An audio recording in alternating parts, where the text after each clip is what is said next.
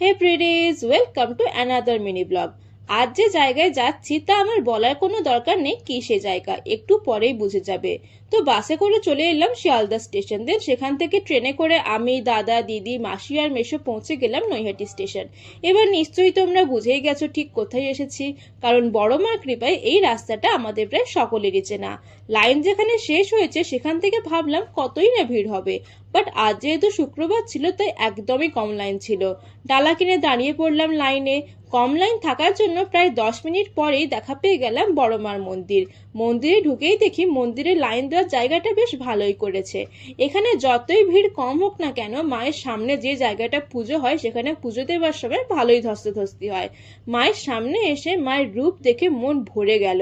মায়ের ভুবনমোহিনী রূপ দেখে মনের সব দুঃখ, কষ্ট, জ্বালা, যন্ত্রণা বিনাশ হয়ে যায়। ভালোই ভালোই পুজো দেওয়া হলো। পুজো দিয়ে গেলাম গঙ্গার ঘাটের দিকে। আর আমি এটাই ভাবছিলাম, যে নদীকে আমরা মা বলে পুজো করি তার আমরা কি অবস্থাটাই না করেছি। যে নদীকে বলা হয় ভারতের পবিত্র নদী, সে মনে হয় এতটাই পবিত্রতা ডিজার্ভ করে। দেন রাস্তায় যেতে যেতে হঠাৎ চোখে পড়লো চুমুক ভাতের হোটেল। আমি অনেকক্ষণ ভাবলাম যে ভাত কি করে চুমুক দিয়ে খাওয়া যায়। দেন ভাবতে ভাবতে দেখলাম অরুণ আইসক্রিম, তাই দিদি আমাদের অরুণ আইসক্রিম খাওয়ালো। আমার আবার একটাতে পোষায় না, তাই হুইল আইসক্রিম খাওয়ার পর আরেকটা স্যান্ডউইচ খেলাম। দেন 2 রকমের অরুণ আইসক্রিম খেয়ে বেদম খুশি হয়ে চললাম বাড়ির দিকে। টাটা।